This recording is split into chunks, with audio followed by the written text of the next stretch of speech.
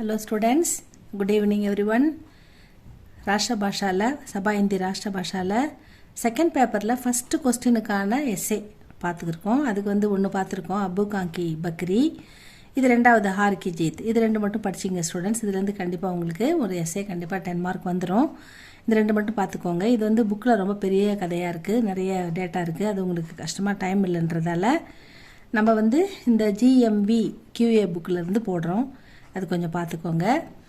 Hour கி ஜீத், ஹார்னா தோல்வி, தோல்வியின் வெற்றி, தோல்வியின் வெற்றி அப்படின்னு கதைக்கு பேர் வச்சுருக்காங்க. கஹானி அவர் கஹானிக்கார் கா பரிச்சை, கதை மற்றும் கதை ஆசிரியரின் அறிமுகம். சுதர்ஷன் ஹிந்தி கஹானிக்காரோமே பிரமுக் ஹை. சுதர்ஷன் அவர் தான் ஹிந்தி கதை ஆசிரியர்களுள் மிக முக்கியமானவர் அப்படின்னு சொல்கிறாங்க. ஹார் கி ஜீத் உன்கி பஹலி கஹானி ஹை. ஹார் கி ஜீத் இவருடைய முதல் கதை அப்படின்னு சொல்லப்பட்டிருக்கிறது. கஹானிகா சாராம்ஸ், கதையின் சுருக்கம். பாபா பாரதி ஏக் சாது தே. பாபா பாரதி ஒரு சாது, ஒரு துறவி. வே காவ் கே பாகர் ஏக் மந்திர் மே ரஹத்தே தே.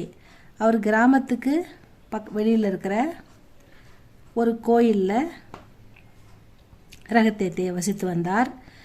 ரஹனானா வசிக்கிறது, வாழறது, மந்திர்னா கோயில், பாகர்னா வெளியில், காவ் கே பாகர்னா கிராமத்துக்கு வெளியில், ஏக் மந்திர் மே ரஹத்தே தே வசித்து வந்தார். உன்கே பாஸ் ஏக் சுந்தர் கோடாத்தா. அவரிடம், உன்கே பாஸ் அவரிடம், ஏக் ஒரு, சுந்தர் அழகான, கோடாத்தா குதிரை இருந்தது. உஸ்கே சமான் கா கோடா உஸ் பிரதேஷ் மே தூசரா நஹி தா.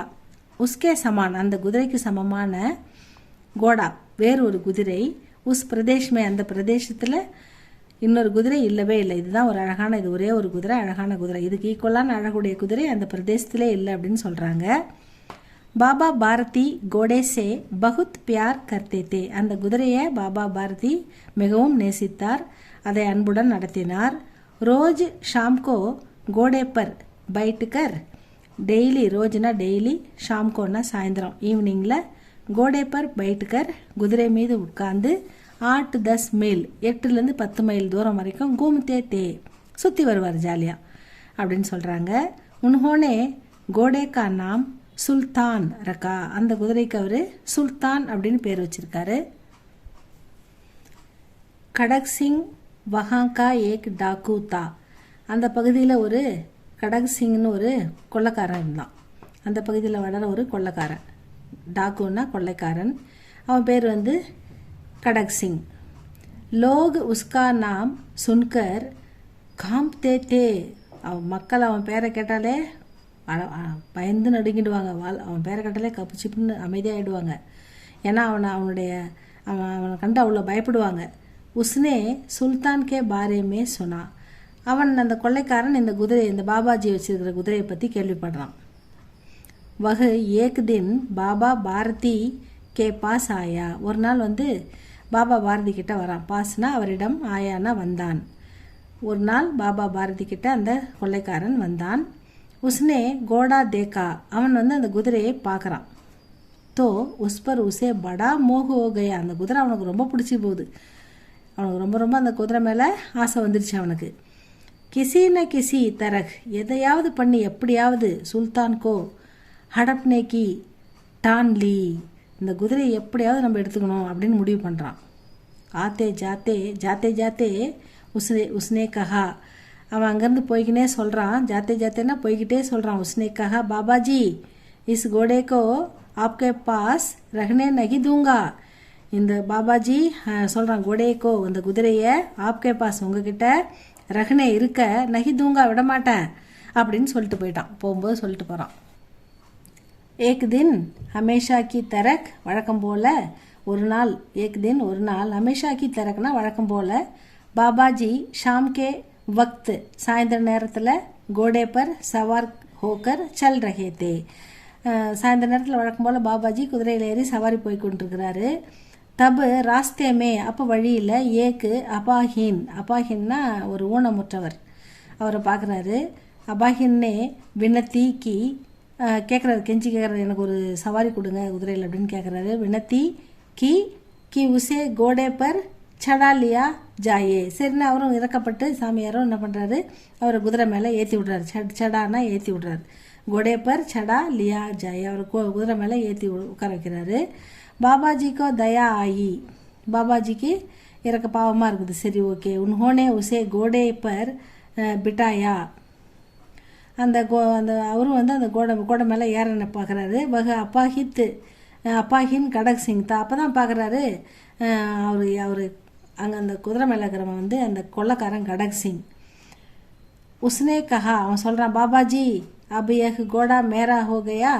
இப்போ இந்த குதிரை என்னோடது ஆகிடுது இல்லை அப்படின்றான். ககத்தே அவங்க கோடேக்கோ லேக்கர் ஜானே லகா. அப்படி சொல்லிக்கிட்டே அவன் குதிரை மேலே ஏறி அப்படியே போய்கிட்டே இருந்துட்டான்.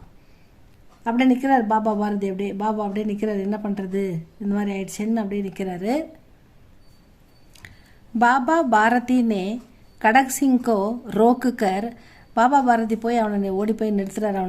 அவன் எங்கே இருப்பான்னு தெரிஞ்சு, சம்பல் பள்ளத்தாக்கில் இருப்பான்னு தெரிஞ்சு அவனை அங்கே போயிட்டு நிறுத்துறாரு. நிறுத்தி அவங்ககிட்ட சொல்கிறாரு, கஹா கி மான்தா ஹூம் கி யஹ் கோடா துமாரா ஹோ சுக்கா. நான் ஏற்றுக்கிறேன், இது உன்னுடைய குதிரை ஆயிடுச்சு, அதை நான் ஏற்றுக்கிறேன் அப்படின்னு சொல்கிறாரு. மை கோடா நஹி மாங்குங்கா. நான் உங்கள்கிட்ட திருப்பி குதிரையை கேட்க மாட்டேன். மாங்குனா கேட்கறது, நஹி மாங்குங்கான்னா நான் கேட்க மாட்டேன். லேக்கின் இஸ் घटना के बारे में किसी से कुछ न कहना. ஒன்று தான் கேட்குறேன் உங்ககிட்ட, இந்த சம்பவத்தை பற்றி, கட்னானா இன்சிடென்ட், இப்படி நடந்ததை பற்றி நீ யாருக்கிட்டையுமே சொல்லக்கூடாது. பாரேமே கிசிசே, யாருக்கிட்டமும் குச்சின கஹனா, யார்கிட்டையும் நீ சொல்லக்கூடாது இப்படி நடந்ததை பற்றி அப்படின்னு சொல்லி மட்டும் அவர் கேட்டுக்கிறாரு. கடக் சிங்னே காரன் பூச்சா. ஏன் சொன்னா என்ன அப்படின்னு கடக் சிங் வந்து காரணம் பூச்சா கேட்குறான்.